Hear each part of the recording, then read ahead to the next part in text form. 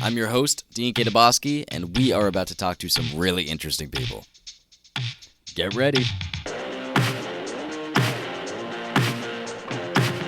Are you ready? I'm ready. Are you ready? All right, let's go.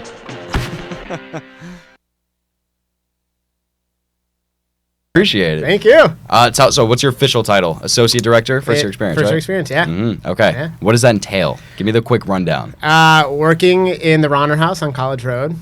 Beautiful house, overlooks Gasson. Hear the Gasson bells every day. That must be nice. It's perfect. I love it. Mm-hmm. We work with orientation. So plan every orientation, the Compass program, which is a mentoring program for first-year students of color in their first semester, and then 48 hours, which is like a transition retreat for first-year students. So a lot of the programs that kind of get students ingrained into the culture system. Okay, yeah. okay. I'm trying to get them focused on BC, help them with transition, build connections, make friends, and kind of just that like little one-stop hub for the freshman class. I know that's definitely tough for a lot of people coming in. Oh yeah, such a culture shock come to college. Oh yeah, my first 4 years at BC, I was resident director, and 3 of them I was an RD for freshmen, and it was just amazing to see how they come into BC and how they transition coming from everywhere, and it's a unique experience. Right.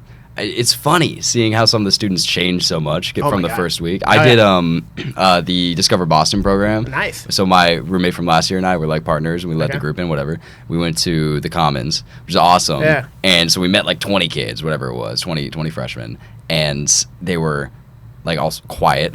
None of them knew each other. Exactly. Which is my favorite part about that program. It's not so much discovering Boston as it is just meeting people, you know, outside of the school environment. Going up and when I talk to them at orientation, like I divide them into their groups during the orientation this past summer, and they I would always say, like, go up to people, introduce yourself. It's not weird. It gets weird, like, if you do it in, like, maybe January, February. But September, October, go up, introduce yourself to someone, have fun, and make this place start to feel like home. Right. It's special. Take advantage of the beginning. Exactly. You know? All the good opportunities they have. Exactly.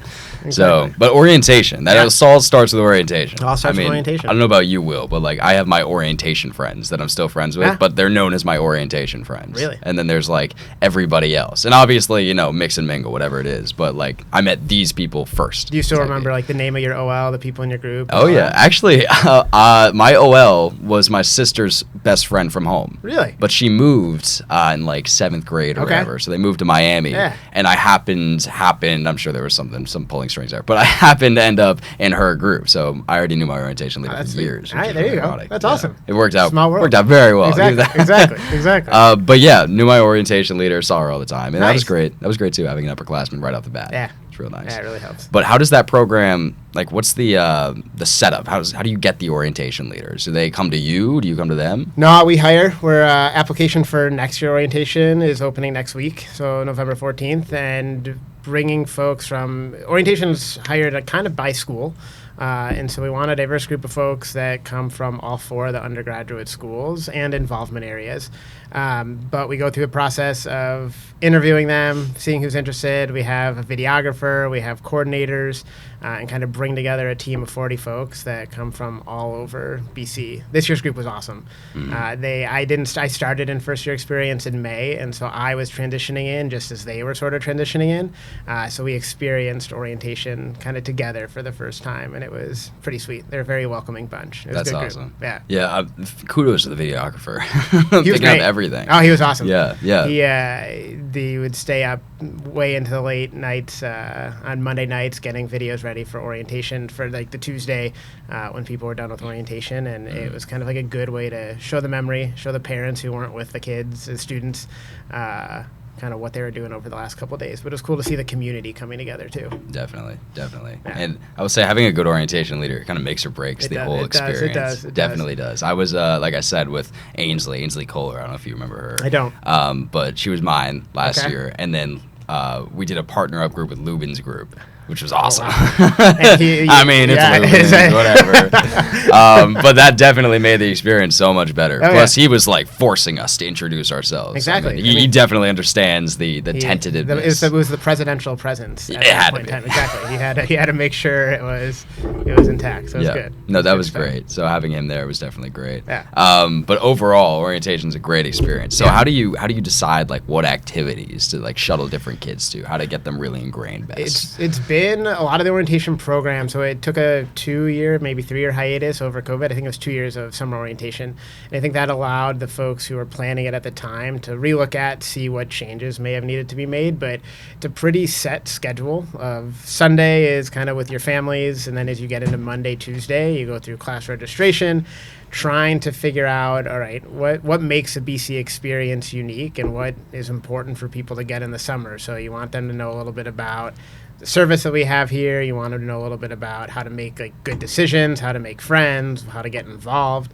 And so it touches on all parts of the student experience, but in very small ways because it's the summer. And so people get really excited over the summer. They go home. They sometimes forget about what it is that they actually did during orientation. But it's just trying to get people excited for being at BC, like this place that they're going to be at hopefully for 4 years. Hopefully they're going to call home. We talk about transitioning in and how can orientation be a part of like what gets people amped to be on the Heights. It definitely works.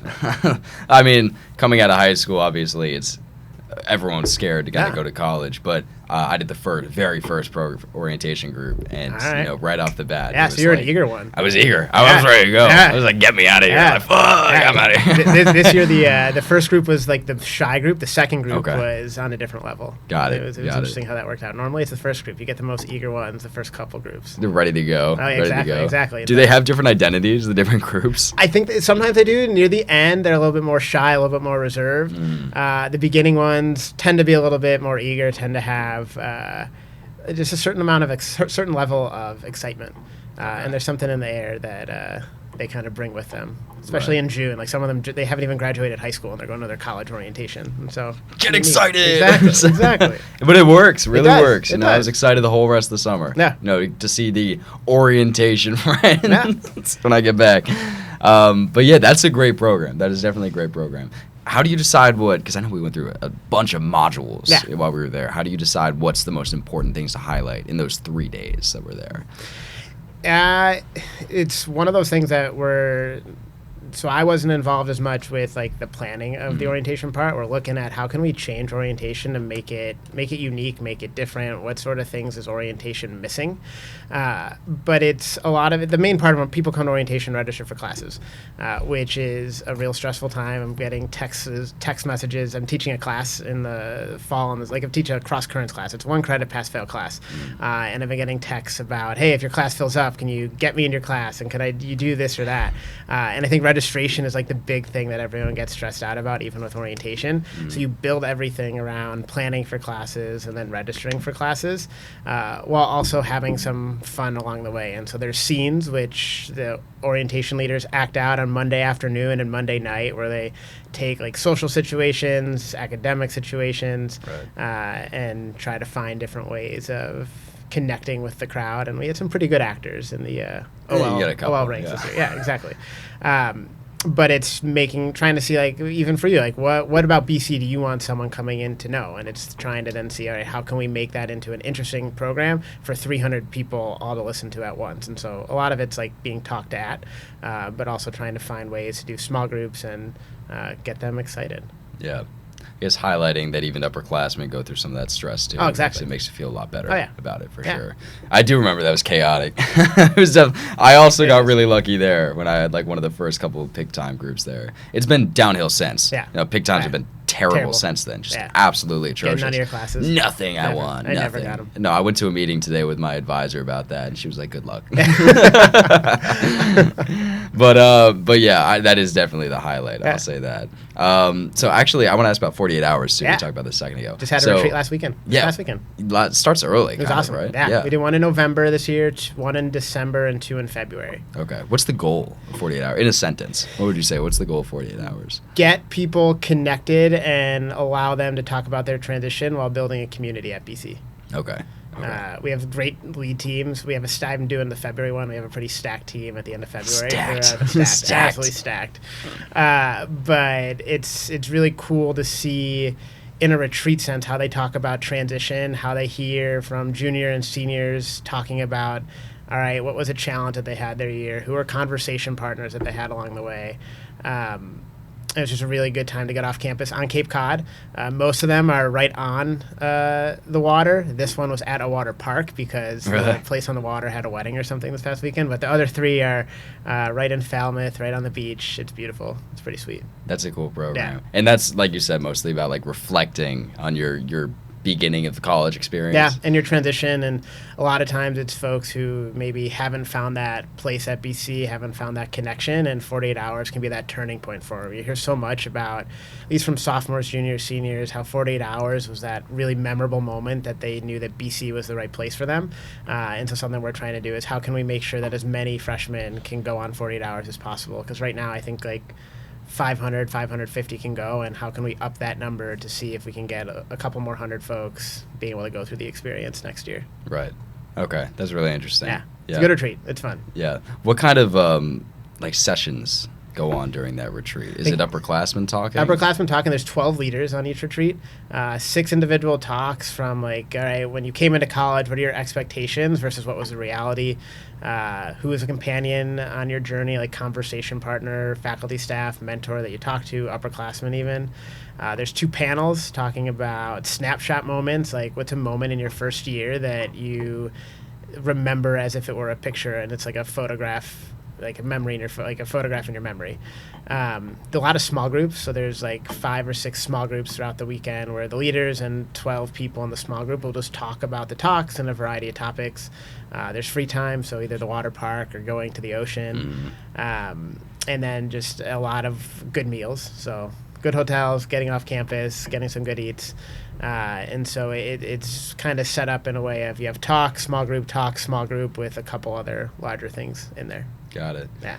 The reflection aspect is real important. Yeah, I will say, and this is kind of the first one, like early November is kind of the perfect time when freshmen start to be like, I've been gone from home for a long time. That was definitely the point last year where I was starting to feel that for sure. Well, then you start to like get people to figure out, all right, I'm going home for Thanksgiving. I might be going home for Christmas. What does it mean to go home when I haven't been there in so long? And how to like, what's going to make me want to come back? Because that's a big, tough, like a challenging part of transition is feeling finally like you're getting settled into a good situation and feeling like you're in a good, like you're loving BC, and then you go home and you're like, oh man, I miss home so much, right? And now I have to go back to this place. And so getting people to journal. I'm a big reflector. I love retreats at BC, and I've been on a lot of the big ones that we have here, and even find when I'm meeting with students, like asking those questions and trying to get people to reflect, whether it's like on a retreat you might journal, but in a conversation, just like have people verbalize how they're feeling and what's going on. Yeah, that aspect's usually overlooked. Oh my God, being honest. It's really easy to just go to the next thing. Oh, it's so,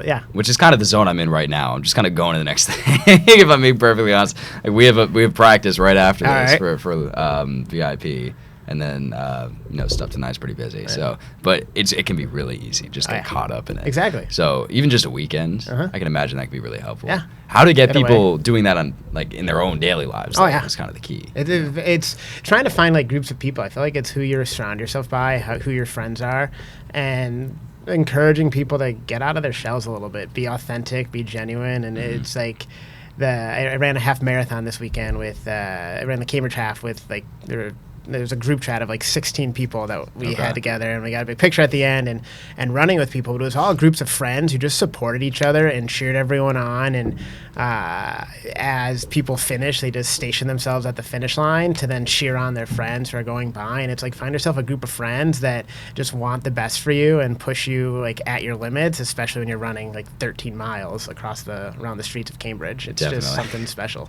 I did the Army 10 miler. I don't know if you know about that one. I don't. It's hosted by Army at West Point. Okay. And it's in Washington, D.C. And you just run through the streets of D.C. They close everything off. All right. 10-mile race, and you just run like past all the memorials and everything. It is awesome. I did that. I have to add that to the list. Sophomore year of high school. Okay. You got to run that one. I did that with my cross country team, and running with just like people on the team is it changes everything. Yeah, running with people. It's there's something about like just being with people in community, and like I try to do that through running with people, and like I know people who have found that with like friends and doing it and running, but it's good stuff. And I think that's what, like when you talk about reflection, it's what's going to make you to do it, whether it's doing it through sport, doing it in a small group, finding a retreat, whatever it is, but take advantage of it now, because there's a lot of good things that could come from it. Yeah, at BC, I know it can be hard to to find a group like that, especially lack of fraternities and everything like that. Yeah. You can't just get into one and then have that community, which I prefer massively. You kind of have to put yourself out there and join different groups you think you might be interested in. But it's a very different experience here than at a lot of schools. Oh my God, that's for sure. It's I find BC. I've been here. I've only ever worked at BC, but I went to school at other places, and there's something unique about about what we have here and the community that we have here. How people get involved. The dance culture is awesome. When the last 2 years I worked in student involvement, and so I advised UGBC, which meant we planned Showdown, and just to see everything coming together for Showdown and being able to be a part of that process, you just get to see the community at BC, and it's unlike anything I've ever witnessed before. Yeah, we also just look fucking awesome. Oh, you're so good, so good. It's awesome. Yeah, the themes everyone comes up with, always my favorite part. Oh yeah, no, it's awesome. Especially last year. Apparently, this was the first year they emphasized themes to this new extent. Oh yeah. So it definitely changed it up a little bit. It was good. But I want to talk about running, because you're wearing a Boston Marathon 2022 quarter zip here, which isn't inferring anything. No, nothing at all. So you ran the Boston Marathon, big runner. Yeah, more than just for the community. Oh, much so. It's running's changed my life over the last 9 years or so. Lost a bunch of weight doing it, ran a couple marathons, a lot of half marathons, and the last couple of years I've just gotten people, or tried to get people into running. So I have a big group chat of like 35, 40 students. And we'll send a chat every so often who wants to go for a run. And just bringing people together. Like at this point, I don't like running alone anymore, and I never thought I never used to like running. Now I don't like running alone, but it's been a really cool community. Some people love running alone, and it's really weird to me. I don't listen. When I do it alone, I won't listen. I don't like to listen to music when I run. I like to just be present, and you can only like do that so much. Right. I like to talk. No, that's the only aspect of it I enjoyed. Exactly. I ran cross country all 4 years of high school. Okay. That was my sport. Oh, sweet. And like freshman through junior year, I was really into it, taking it real seriously. Senior year, the team kind of fell apart a little bit, so I lost the social aspect of it to that extent. But running definitely lets you clear your mind. Talk about reflecting. I love it. I love it. Nature, it's the best. Oh yeah. Especially as leaves are falling now. You got to try to dodge them, but it's great. You know, they're the acorns. Yeah, those are killer. Those are deadly. What was training like for the Boston Marathon? It was training in the winter is really hard. You start January 1st usually for Boston. And I knew Jack Brocker, who was UGBC president a couple years ago. He and I did a lot of our training runs together, and so it was nice to have someone that you could do 18, 20 miles with. And at the end of the day, you wanted to make sure you got your long run in and try to get like a certain number of miles in per week. And it was awesome. Even if you're not running the Boston Marathon, we are on the route. And so if you get up like any Saturday morning, January, February, March at like 8 a.m. and go out to the ComAv carriageway, you just see the run teams and people out there with tables and water and snacks just supporting and cheering everyone, and they have no idea who you are, and it just gets you so fired up for it. And then when you get to fundraise for a cause that means something to you, then like every run means something a little bit more. And just the emotion of like going through, like getting like through the tough training runs, and like you can run 14 miles one week and it's impossible, and then 16 2 weeks later and it's the easiest run ever. And so it fluctuates so much. Yeah, it's awesome. It's really interesting, especially having the people around. Oh my God. We talked about this with we had the guy that runs BC Barstool on here a couple of weeks ago, and he was talking about he was an athlete in high school too, so he was talking all about the importance of having the whole crowd there the whole time, like how he's trying to emphasize everyone stay at the football games. Don't just come until halftime. Or like cheer on the runners. People don't stay to cheer on the runners when you have like this world-class marathon going right down ComAv. And that changed a little bit this year. Last year, UGBC did a really cool cheering section for the runners. Had some fat heads and like signs that people held up. Had a lot of giveaways. And like it was an electric crowd this past year. Because I would say when I ran, I wasn't impressed when we ran down ComAv. And so BC's got a little ways to go. We got to up that game a little bit. Exactly. The rest of the route until like the what is it called? The Newton Hills. The what is it called? The Something Hill Shoe Company. Heartbreak. Heartbreak Hill Shoe Company. Up until like that Newton even Road before right that, there. the first 16 miles pretty like flat, a little bit downhill, pretty manageable. But then miles 16 to 20 is basically straight uphill. From there's a firehouse down Com Ave, a couple miles, like 4 miles down, and then you're just running uphill until you get to BC. Then you hit the BC hill, and you see Gasson and Babst, and then it's just downhill, like literally downhill from there. And so it's just perfect. Yeah, that is really nice. Yeah, it's great. That is really nice. Yeah, and having all the people all the way along must be crazy. Oh too. yeah, definitely. It's a really it's like a 26-mile block party. Has anyone ever tried to offer you a hot dog while you're running the Boston Marathon? Not a hot dog. Beer, yes. Yeah. Orange slices. You ever take that? Or I took the orange slices. I don't know that I could have taken a beer during it, but it's people are offering you a lot of stuff. Yeah. The community there is fantastic. Oh, it's awesome. And they're just cheering you on. Like, there are some people that are professional cheers, and they just love to cheer everyone on. They got the cowbell, they got the signs, and like if you write your name on your singlet and like what you're running in, people are just cheering your name. And so like they're like, "Go Matt, go!" And I have no idea who this person is, but they're just like cheering me on. I was like, I got a little bit of extra. Yeah, exactly. Yeah. So it's just sweet. It's an electric day, an electric crowd. And so if I don't run this year, then I get to cheer people on, which is just as fun. I know a lot of people running it. Yeah, exactly. It's also awesome seeing all the students doing it. I didn't realize how many students are running the Boston Marathon. There's a lot of seniors this year. Yeah. A lot of sophomores this year too. Really? It's crazy. Yeah, at least 4 or 5 that I'm aware of. Yeah, I know. Actually, I know a couple of them. Yeah. Kind of builds the community there too. I wonder if they run together. You never know. Maybe it'll be in your future. Maybe by senior year we'll get. Maybe I'll come back to it. Exactly. We'll see. Exactly. That could be fun. Do some fundraising. Yeah, that could be cool. Actually. So it's $10,000. Is that what it is? It depends. There's one that I tried to get this year. It was $8,500, and I was like, oh, that's perfect. Right. I didn't get it, but it's anywhere from like 10 to 12,000. Okay. Did you run any marathons before? Ran Chicago. In 2021. Okay. So it was Chicago. And I went to Loyola Chicago for undergrad, and so Chicago is like, I've loved Chicago. And so about 9 years ago, I started running, and I've lost 160 pounds over like the course of the last 9 years, honestly, through running. Wow. And so I had a buddy, a really good friend who had been running with me throughout, just some like half marathons. I don't think we ever ran a half, but we ran a lot of runs together. And he got me to sign up for the Chicago Lottery in March of 2021, and I got it, and so I ran Chicago in October of 2021. Flew back that Sunday night because it was on a Sunday, because it was when the Boston Marathon was. It was in 2021. The Boston Marathon was in October because of COVID. Right. Yeah. And so I got back, cheered people on for Boston, and I was like, I have to run this now. And it happened to be on my birthday in 2022, and I was like, why not get another year older and celebrate a birthday running the marathon? It was the worst birthday ever because I was just so upset. It's fun to do it, but like you have expectations for yourself, and we finished it, so I can't complain there. But it was definitely a painful birthday, I would say. But it was good. So I've done 2 marathons. I'm in the Berlin lottery for Berlin in 2024. Wow. So we'll see if we find out next month if we got that, and then maybe we'll run Boston 2024 too. What would that trip be like to Berlin? Oh, it'd be sweet. It'd be crazy. I have a couple friends who are in it together, and so if we all do it, it'd just be like flying out, quick trip to Germany to run a marathon and then come back. That'd be fun. Yeah, that'd be really fun. It'd be sweet. That'd be really fun. Have you been to Germany before? Never. Been to Europe twice, but never Germany. But I hear the Berlin Marathon's like real flat and real nice. Okay. So it'll be a cool experience. No heartbreak over you there? No heartbreak. Not waiting for you. No. And I will, thankfully. It's like Ohio in Germany. Yeah, I am from Ohio. So are you really? I am. Cleveland. Really? Yeah. Okay. Yeah. Are there any marathons in Cleveland you're trying to run to? There is a Cleveland Marathon one day. Okay. Yeah. You get there. There's like 6 world-class marathons. I don't know how many marathons I have in me, so I at least want to do the 6 world-class ones, and maybe we'll get to Ohio. So what are those 6? I mean, Boston, obviously. Boston, Chicago, New York, Berlin, Tokyo, and London. Wow. I hear they're adding maybe 2 more, Cape Town and Sydney, but at least those 6 are big ones, yeah. Okay, got you.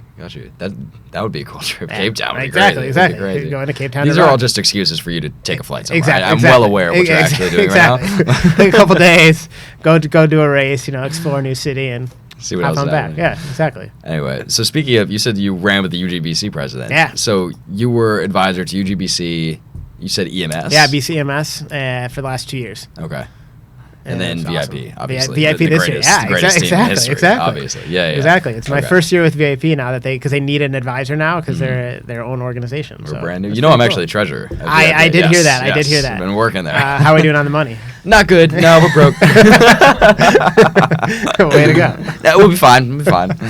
No, I will say I didn't understand how much of a process getting money would be. Oh yeah, it is a process for sure. It really is. Yeah, that much is true. Yeah. So what does being an academic advisor of these clubs entail? Like, what is your role here? UGBC was like very much more hands-on. BCMS was kind of a hybrid, hands-on and hands-off. And it's really just being a resource and helping execute programs, plan programs, run ideas by, like, people would be like, hey, we're thinking of doing this. What are your thoughts? And being able to give them different insights and, hey, I think this might work. This might not work. This is who you want to talk to, but here's how you want to phrase it to them. And just giving, like, a lot of trying to give good ideas, good insights, helping them plan events like Showdown or ALC Ball, GLC Formal. And then with a group like VIP, it's more being kind of like a hands-off resource unless VIP needs anything. But I know with the dance groups, like sometimes there's a lot of need of just like, hey, this is going on or this is what we're thinking of doing. And so just being a good conversation partner, supporting the team, that's for sure. being someone that can cheer y'all on the sideline. I will say, yeah, dance teams seem pretty hands-off. I mean, they kind of just like, they choreograph, they dance. Exactly. They do your thing. Exactly. They do their thing. And we don't do any club-specific events. I don't think we're doing any this year. It's all like being a part of Showdown, obviously, Rookie Showcase, some of which the I hear was sweet this year. It was great. I heard good things. It was great. Really good things. Yeah, no, that was a phenomenal. They moved it to the Plex, which is awesome. Yeah. We thought it would be a little bit too big. Yeah. It was perfect. Was it good? It was just perfect. That's awesome. Because my parents actually came to the one last year. All right. In the Rat, and they were scared for their lives when the floodgates opened. Thousands of people standing on tables. Hundreds shoving it. I was like, no, not happening. My mom was like, if I'd fallen, it would have been over. I was like, all right, whatever. But Plex was great. I did not expect it to fill out the way it did with the hockey game going on right next door. But it was perfect. It was perfect. Awesome. Student involvement, I think, has been up this year. Oh, yeah. For sure. Just all over campus. Games. Yeah. Selling out hockey games, we never did that. Never. Last couple of years, The only time I ever saw Conti full was Showdown. Yeah. That was it. Yeah. I mean, brings the crowd. As expected. Exactly. They came for you. I mean, obviously. They want the white guys on VIP. But yeah, it's great to see. It's definitely great to see. I don't know if you were at the Denver game. I was not, but I saw some pictures. Yeah. Yeah, it was ridiculous. Oh, yeah. Do you make your way out to some of the games sometimes? I do. I love to go on the football games. And hockey and basketball, dabble a couple games a season. Right. Yeah, it's pretty good stuff. Hopefully we'll be good in basketball too. I know. Obviously hockey's working out just fine. Hockey's been great. Basketball, I think it's exciting. It's like they've really Coach Grant's really taken the team to a new level, so it's sweet to see it happen. Yeah, it's definitely great. Yeah. Do you because I'm obviously in charge of first year experience, do you push these games and different events like this to the freshmen, or do you just kind of like leave them to their devices there? Sometimes. We haven't done a whole lot of that recently. Don't need to. We're trying to do a class of like freshman night at the Red Sox, and so I've got a guy at the Red Sox who we've been emailing back and forth with to get some tickets for the bleachers for a game in April, just to try to get people off campus exploring Boston. But we haven't done as much with the on-campus games. But something I want to try to do next year is, like, when you think of tailgating, how do freshmen know how to tailgate? And as they're coming into BC, like, where are they going to go? What are they going to do? And so when I was in OSI, we did superfan zones, where we gave a red bandana game last year. We gave away bucket hats, and I just about got tackled for a red bandana bucket hat. Really? Oh, God, it was terrible. I've never seen people try to go after a bucket hat like that. Oh, yeah, the tables were, like, thrown to the side. People were hopping over everyone. Someone, like, stole 3 boxes. It was rough. But we're trying to do, like, all right, how can we do, like, more tailgate-esque superfan zones for especially the freshmen, so they can get to lower campus and have a place to go. So hopefully next year we can make some of that stuff happen. Right. I mean, our whole strategy was just, like, run out there and pray. Someone's got free food for us. Yeah, exactly. Like, unless everyone's friendly. It's tailgate. Oh, yeah. Everyone's great. And everyone's so nice. It's like I went to Indiana University for grad school, and it's just like a different beast out there in the Big Ten network. Everyone at BC is just so friendly, so nice, like very proper. Whereas IU, it's like mad hole. It's a madhouse. Until recently, people came to BC football expecting to lose, so they were just kind of there for the fun. 5-game win streak. We'll see what happens. I mean, well, now we're doing something. I know. Exactly. What's that? Last home games this weekend. I know. Well, we got 2 more. Thanksgiving. Yeah. Thanksgiving. Yes, I think that one's an ABC game. Is it really? Yeah. Who are we playing for that one? Miami. Okay, that's huge. That's huge. That's going to be a tough game. I know. It's going to be a tough game, but I think we can do it. I think we pulled out. Yeah. Bowl eligibility is huge also. I know it's been a Exactly. couple of years since before we were here. It's going to be great. I saw some, I can't remember where, but I saw some early projections of where we might go. Mm-hmm. So we'll see. See what we can get. What did that include? Something in San Diego. I forget what bowl it was. Okay. A couple at Fenway, which would be That sweet would be awesome. to stay hometown. And then there's what's it, Pinstripes in New York City, I think. Yeah. Yankee Stadium. That sucks. Yeah. I hate the Yankees. We were same. That sucks. Almost as much as I hate the Red Sox, but. Are you a Cubs fan? No, Indian Guardians, I guess. Guardians fan. Okay, gotcha. Guardians. It's but I do like a good Fenway game. Right. But It's always fun. No Pats, no Red Sox. See, right after you reveal you're trying to get a Fenway thing done, you're just like, oh, I hate them. Well, I mean, I don't like. They're actually one of the games we're looking at. They're against the Guardians. So there's always it's always intentional. Everyone mark your calendars. Exactly. We know when you're going to that game. Okay, that's awesome. It is awesome to see, like I said, sports on the way up, and having for freshmen especially. I know a couple of the freshmen, even on the team, the VIP, that just don't go to the tailgates because they don't have anything to do. You know, just unless you're just going with 50 people and just mobbing someone's hot dogs. Right. Like there's nothing. You're really on this hot dog game. Yeah, I really like the hot dogs. A big hot dog guy. What about, have you had the rat hot dogs? Yes. Call me crazy, but I think they're good. They're fine. They got the roller. That's a step up from boiling it. Yeah, that's for sure. I would say the game hot dogs are on the way down. It's unfortunate in Conti, but the hockey's on the way up. So exactly. Number 1 team, right? Yeah. So what other ways do you try to get freshmen involved during the year in different activities on campus? Yeah. It's we're sending out an email to them in a couple weeks about knowing that, like, in this time of year, especially when you think of how you're transitioning in and trying to make friends, how your connections are at BC, mental health can start to take a little bit of a hit. So giving them some resources in that way. We've also tried to open up our house. So we're in Ronner House on College Road, right across from Gaston. And so trying to figure out different events that we could do in the front yard or the backyard to bring people around. Honestly, I feel like a lot of our connection points are our staff is just filled with great people who love having conversations. And so a lot of people around campus are saying, like, email us and say, hey, I'm talking to this this freshman, and they're struggling with this or that. Do you mind talking to them? And so then they come by and we have a conversation and try to connect them to either ourselves, or if they're talking about wanting to get involved, or they're talking about struggling with, like, this situation with their organization and trying to help them be a conversation partner there. So, like, a lot of our connections are people saying, hey, these people are good and they're good people to get to know. Why don't you go talk to them? I know a lot of the freshmen that I've met this year have been someone walking them to the office or them sending a random email and being able to have a good conversation about it. Definitely. Yeah, I know if you're not involved in a club from the get-go, which most freshmen don't even know they're supposed to do. I didn't know I was supposed to do that. I also didn't know it was so competitive to get into some of these clubs. Well, some of them, it's big competition culture here. Definitely really competitive. Yeah. But if you don't know that you're supposed to do that from the beginning, it can be difficult to find people to talk to. Yeah, just go to class, go back to your room. Like, it's no fun. Like, you got to find ways to take advantage of what we have at BC. Yeah, and there's so much. There is something for everybody. Oh, exactly. It's just hard to find it. Exactly. And you have to like be open to talking to people about it.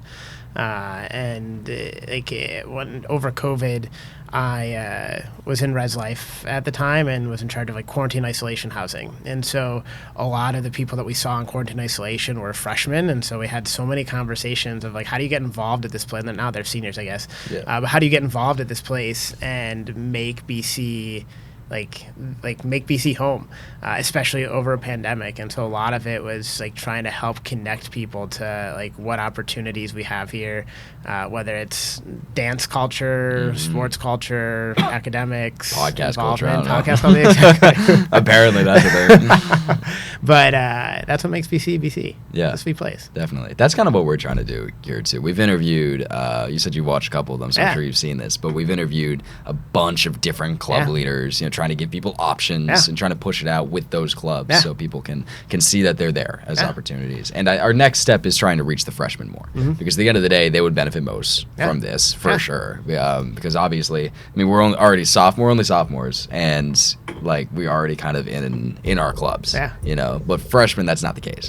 So trying to reach those freshmen and tell them, look at all of the opportunities, and this is like a 20th of what's available. Exactly. There's so much that we have here. Oh yeah. It's like trying to reach it. Exactly. Trying to expand a little bit. Exactly. Taking advantage of it all. Yeah. Do you always have like a email list or something that people can go to like see what's happening on campus, what different clubs they can join, how to reach you guys even? Us is BCFYE at bc.edu is our big thing, but there's I worked in OSI for 2 years, but I can't remember what it was. MyBC. Or like all the orgs are that people can figure out what they want to get involved in, how they want to get involved. And so it's trying to take advantage of it, but it can be really overwhelming. And so I think it's just trying to see, all right, what makes sense and how do you find some of those connection pieces? Because I think so much of like what happens at BC is people get overwhelmed because of all the options and they just give up and don't do anything. So it's trying to like talk people into doing it and getting engaged. Like there's people, like I'm not the only person that likes this, but like there's staff members that love having conversations with students and getting them connected, and all you have to do is just do a quick ask of like, hey, I want to get involved and this is what I want to do. And I think sometimes to like find those things, you need other people. It's hard to like look at a website of 200 organizations and be like, that's the one for me. VIP. I'm gonna go try them. Exactly. We'll see what does it mean, you know? Yeah. MyBC is a great resource, that's for sure. I will say it's definitely contingent on knowing what you're looking for. Exactly. You know? That's why I think you need people. Because it's like I've even tried to search if someone said like, hey, I want to get involved with this, and I've gone to it. And there's just so many different orgs that do so many different things. And trying to find out like what's the best for you. Do you want to do service? Do you want to go on a retreat? Do you want to join student government? Do you want to do another club? Like what type of vibe are you trying to get out of your involvement? Right, definitely. I will say we use MyBC as a way to find people to interview. Okay. that was our strategy at the beginning of the year. That's how we found a lot of these people. And even though MyBC is great and you can see every club on campus, sometimes the descriptions are lacking because it is up to the club, obviously, to put that in, and some of them just decide not to. So, you know, shout ourselves out, pat myself on the back a little bit here. Giving them time to talk about their stuff is like key. So if everyone were to have like a video or something, you provide the outlet. I provide the outlet. Yeah, don't tell me that. Ego's already up there. I don't need that more. But that is a great resource. That is definitely a great resource. And introducing to that, I know you went over that probably at orientation a little bit, like how to use MyBC. Not quite how to use MyBC, but how do you get involved? How can you like take advantage? So how do you what do you want to get involved in? Let people talk about it, let people share about it, because everyone loves a microphone. And so there's a session that I did that changed it up and made it more engaging, and so had like instead of like lecturing at people for here are the resources that you have, here are opportunities you have, having the orientation leaders talk a little bit about their involvement, asking the freshmen, all right, what do you want to get involved in, and just letting people see some of the interests in the room together. And so it's like letting them talk about it, and sometimes that gets people more excited. Definitely. Say everyone does love a microphone. That is for sure. Just because they like it doesn't mean they know how to use it. This is true. This is true. That much. Or that you want to hear exactly all that they're saying. It's like, all right, let's tone it down a little bit. But there are definitely beneficial speeches. I will say a vast majority of speeches, they could be shorter. Is all I'm saying. Always. Definitely. So especially at orientation, when you're getting to know everybody, you want to figure out what's your thing when you're at BC first getting there. Exactly. It's kind of important. Everyone's taking it all in, and like they're listening to you, while they're also trying to be like, all right, like there's that person, we're gonna be boys, or like there's this other person, I want to go meet them. It's just a different sort of atmosphere. And it is always funny thinking about it like that, because expectations versus reality is very rarely. Very rarely similar. Can be equally good. Like what you're hoping for could be completely different than what you get. Like I was not planning on joining a Latin fucking dance team when I got to campus, but here we are. But at the same time, it worked out. You know, and it's just helping kids realize, like, you're here. Everything could be be completely different than what you think it's going to be. That's fine. That's okay. Like, you don't need to, your roommate, your freshman year is not going to be your best friend. And they may not be your roommate your sophomore year. Like, you got to just take things in stride and, like, be open to what that experience is. And be gentle to others. Someone was telling me the other day of this quote that they heard from someone, not even quote, just like a story, just being gentle to yourself. And I think as I've been at BC, it's gotten me more open to, like, how do you give advice to people and how do you calm people down when they're so stressed out about an exam or so stressed out about, like, friendships, relationships, whatever it might be, and trying to get people to take a step back is something that, like, everything seems just so overwhelming when you're doing it alone. And so it's just trying to, like, be that voice of reason for other people or yourself. Really hard to do. Oh, yeah. Especially because you're trying to give advice to somebody and they're just sitting there thinking, he doesn't know what I'm going through right now. You have no idea what I'm doing. It's like, yeah, but test me. Yeah, try me. Try me, buddy. Put you in your place. Yeah. I was meeting with a freshman a couple weeks ago, and we were talking. We were talking for like an hour, and he's like, I haven't even asked you anything. I was like, don't worry. Like, I could tell that you needed the conversation a different way than I did, but don't worry. Next time, I'll let you ask the questions. It'll be great. It's kind of like when you walked in here. Can I ask you a question? You can ask me whatever the fuck you want, man. I got a lot. But yeah, it's definitely, it can be tough. That's for sure. And you definitely know way more than I do. But A couple more years on it. Yeah, you got some experience. You got some experience. You know what you're doing. Yeah, exactly. How often do kids come in just to talk about their experience and ask for advice and how to improve it?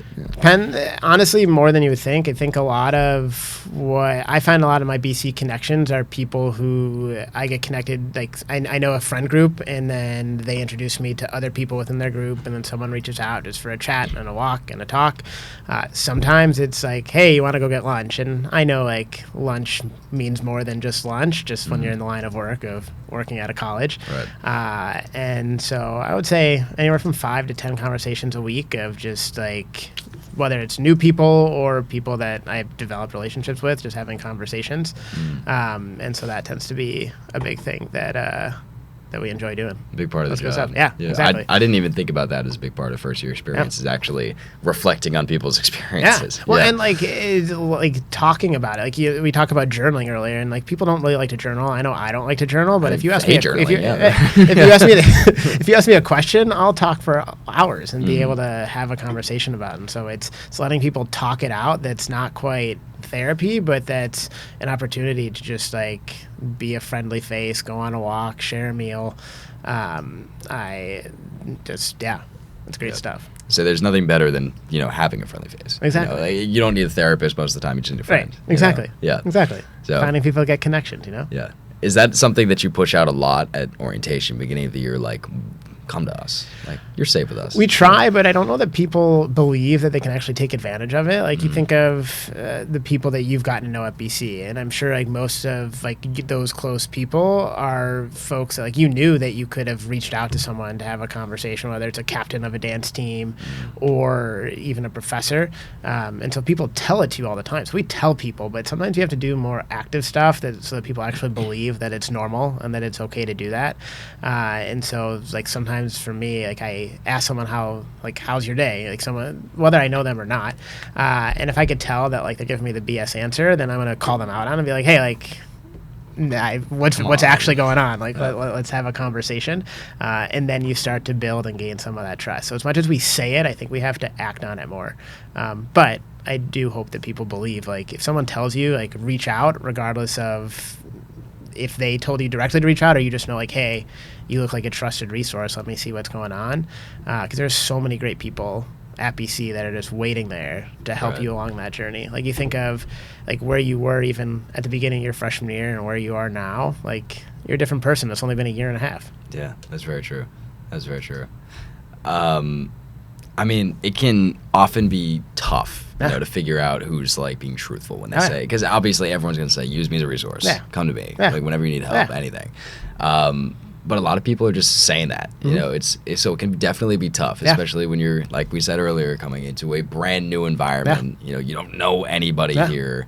You've got like a blonde kid with a middle part living next to you, and you don't know if you can trust him or not. Like everything's weird, you know. It can be tough to know, you know, who can I actually go to. That's why then you have a group chat of like 35 freshmen to seniors, and all of whom run, and you're like, all right, let's get a couple miles in and let's get it going, and we'll see where the conversation takes us. Yeah, definitely. You know? What is does first year experience have any other big events coming up this year that we haven't really touched on? We got 3 more 48 hours retreats that still have space for freshmen, and so trying to fill those up to be able to give them the experience of like enjoying a retreat atmosphere. Planning orientation, which will be really key for it, and then we're trying to figure out what events can we do. And so Student Affairs reached out to see is there something that we could do for the seniors who didn't get a first flight. And so first flights where you line up on Linden Lane and you go down to Convocation, and like it mimics what you get on commencement day. And so since the senior class didn't get that this year, is there something that we could do along those lines? We're going to try to do a Red Sox game for the freshmen in the spring. So trying to figure out like what can we do to get first year experience out there. But most of our time right now is on 48 hours and orientation recruitment or orientation leader recruitment. Got it. Well, we are running out of time, but thank you so much for Thanks coming so much for having me. and telling us all Appreciate about it. first year experience. I love it. Clearly a great group and much more than meets the eye than what you see on MyBC. Yeah, That's for sure. Exactly. Thanks. With that said, thanks so much for coming. Appreciate it. Send them out. And thank you to all of our listeners. Until next time.